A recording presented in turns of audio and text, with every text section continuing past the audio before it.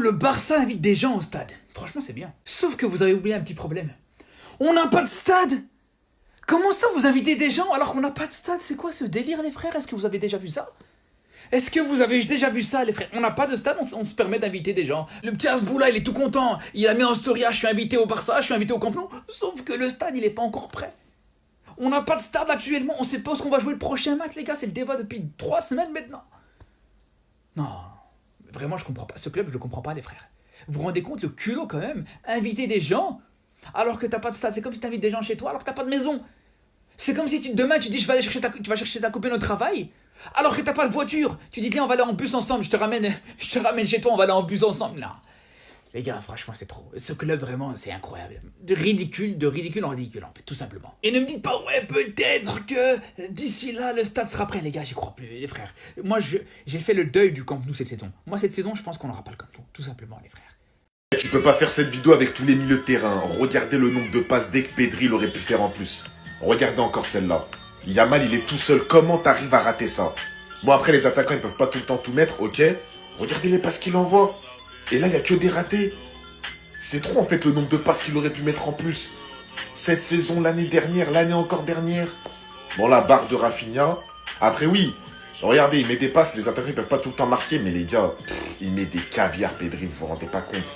Je vous jure que vous vous rendez pas compte. En fait, moi, j'ai un problème avec certaines personnes. C'est que quand ils sont en train de nous parler de Pedri, ils osent nous dire « Ouais, mais Pedri, c'est un milieu, il est très fort, mais il est pas complet. » Pardon? Pedri, il est pas complet? Mais c'est quoi, les gars, pour vous, complet, en fait? C'est quoi? Parce que des buts, il en met. Hein. Il en met pas 45 par saison, c'est un milieu de terrain dosé, mais il en met. Je peux te citer le Classico, je peux te citer le but qu'il a mis avec l'Espagne, je peux te citer les buts qu'il a mis avec le Barça. Les passes décisives, tu les vois très bien en match tous les week-ends, tu les vois en sélection. T'as vu le nombre de passes qu'il aurait pu mettre en plus sur cette vidéo. La vision de jeu, mais je vous jure qu'à part Vitinha cette année, il y a personne qui parle avec lui en termes de vision de jeu. T'as l'impression que ce joueur, il a des yeux derrière la tête. La temporisation, il perd jamais le ballon. C'est un joueur qui sait faire tourner, c'est un joueur qui sait garder le ballon, c'est un joueur qui sait la donner au bon moment, c'est un joueur qui sait dribbler, qui sait tirer, qui sait passer. Mais vous voulez quoi de plus en fait? Et là encore cette année, il va vous remettre d'accord.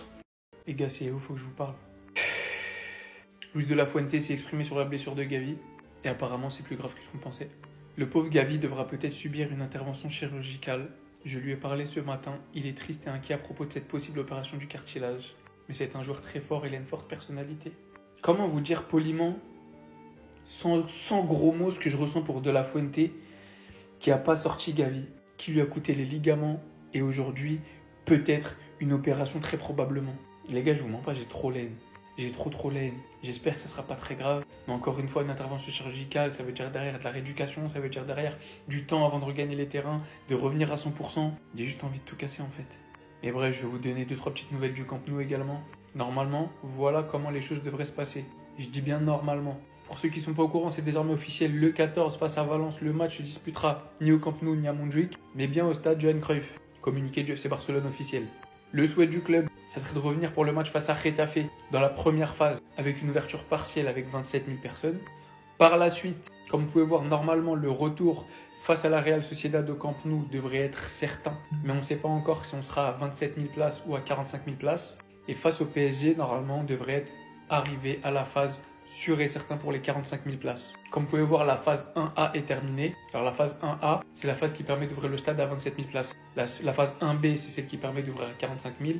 Et ensuite, ça sera une grosse chose. Donc comme vous pouvez voir, la phase 1A est terminée. Ce qui manque, ce sont des formalités administratives qui ne dépendent pas de nous. On espère que ça sera bon la semaine prochaine. Donc pour le moment, on doit attendre. Et au passage, une petite nouvelle quand même dans tout ça. Marc Bernal pourrait recevoir le feu vert médical pour le match face à Valence. Il s'était fait les croisés, on n'a pas oublié. Préparez-vous. Préparez-vous juste, parce que vous allez en entendre parler. Et pour l'instant, vous avez juste rien vu. Voilà, vous êtes prévenus. Salut les amis, j'espère que vous allez bien. Voici toutes les informations importantes d'aujourd'hui concernant le FC Barcelone. Vous savez quoi faire. Like, partage, abonnement pour ceux qui ne le sont pas encore. Let's go. Donc les amis, selon Sport, Geoffrey Torrens pourrait débuter contre Valence au poste d'arrière gauche si Flick décide de faire jouer Gérard Martin au poste de défenseur central. Et aussi les gars, selon Mundo Deportivo, Bernal pourrait recevoir une autorisation médicale avant le match contre Valence. Et c'est officiel les gars, le but de Pedri contre Levante a été élu le but du mois d'août. Et selon Fernando Polo, les gars, le rôle de Thiago Alcantara au sein du staff d'Hansi Flick sera d'assurer le lien entre l'entraîneur et les joueurs. Encore selon Sport, les gars, Hansi Flick fait beaucoup confiance à Marcus Rashford qui devrait être titulaire contre Valence ce week-end. Et aussi, Rooney Bardi a développé beaucoup de relations avec Casado, Rashford, Lewandowski et Szczęsny. Hansi Flick est vraiment content de Rooney Bardi jusqu'à présent, surtout après avoir dû attendre si longtemps pour son inscription. Il est susceptible de jouer contre Valence. Donc selon Mundo Deportivo, les gars, voici les dilemmes de Hansi Flick avant le match contre Valence. Qui sera le partenaire de Koubarsi en défense? Qui remplacera les joueurs blessés Baldé et Frankie de Jong? Qui débutera en 10? Qui débutera en 9? Et selon Alex Pintanel, les gars, l'objectif de Frankie de Jong est d'être en pleine forme pour le match contre Newcastle. Frère, je trouve que j'ai parlé de pas mal de choses. J'ai pas parlé de Marcus Rashford. Alors, Marcus Rashford, les frères, il a quand même fait une bonne... Comment on appelle ça? Il a quand même fait une bonne... Complétez en commentaire. Ça s'est très bien passé avec l'Angleterre. Il a marqué un but, même si c'est penalty. Dans le jeu, il a fait une mi-temps dans un match, une mi-temps dans l'autre. Franchement, on n'a pas beaucoup de blessés. Encore une fois, la malédiction qui tombait sur le Barça à chaque saison, les frères, là, ça commence à cesser un petit peu. On n'a que Frankie de Jong qui s'est blessé, je crois. Gavi n'est pas parti en sélection, mais il est resté blessé.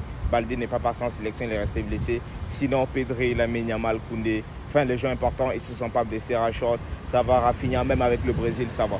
Donc là, je pense que la saison va vraiment commencer parce que là, on retourne les frères. Et je vais parler demain déjà du Spotify Camp Nou. On ne va pas retourner là jusqu'à janvier, les frères. Donc là, on va jouer au Johan Cruyff, un stade de 6000 places. Le plus important, c'est la victoire. Parce que si tu dois suivre le Barça, être découragé, c'est qu'il y a longtemps, tu n'es plus là. Donc en vérité, les frères, je voulais parler de Rashford pour terminer le chapitre sélection nationale. Jusqu'à Barça, on se voit demain. Les gars, Thiago Almada est de retour dans l'équipe d'Hansi Flick. Apparemment, il vient vraiment pour rétablir le lien entre les joueurs et l'entraîneur. Ça ne veut pas dire qu'il y a forcément un gros problème. Mais vous savez qu'Hansi Flick, voilà, il ne parle pas très bien le catalan, l'espagnol. Il s'exprime un peu, il comprend quand même. Voilà, il est allemand, il parle très bien l'anglais, l'allemand.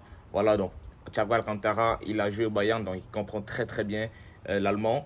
Et il s'exprime, voilà, c'est un espagnol, il comprend très bien l'espagnol.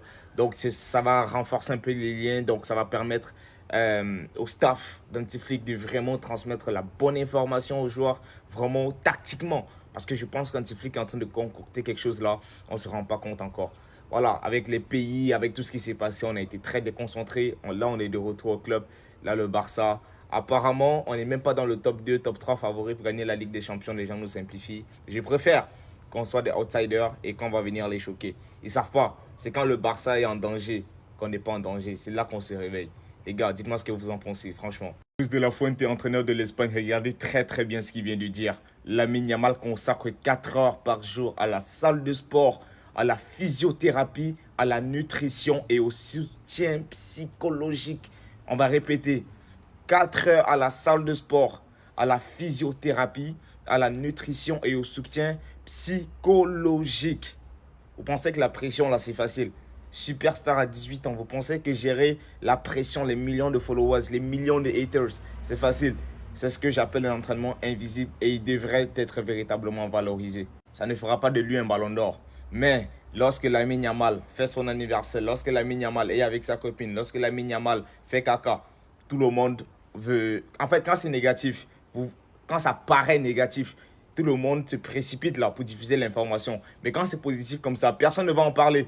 Personne ne va en parler. Vous pensez qu'un petit qui n'a pas de discipline, comme on vient de le dire, son entraîneur d'Espagne, vous pensez qu'il peut être aussi fort? Vraiment. Encore Lamine Yamal dans une publicité, les frères. Ça, c'est la preuve. Regardez bien. Ça, c'est Visa avec la Coupe du Monde 2026. Publicité Lamine Yamal, le gars, il ramène ses petits poteaux avec son petit flow, tout ça là. Regardez-moi ça, les frères. Regardez bien ce qu'il va faire. Allez, regardez. Encore une fois, si c'était votre Dembélé, si c'était je ne sais pas qui était le meilleur joueur du monde, on connaît bien tout ce qui est marketing. Les marques, ils cherchent à avoir des vues. Et justement, on cherche les personnes les plus importantes de tous les sports.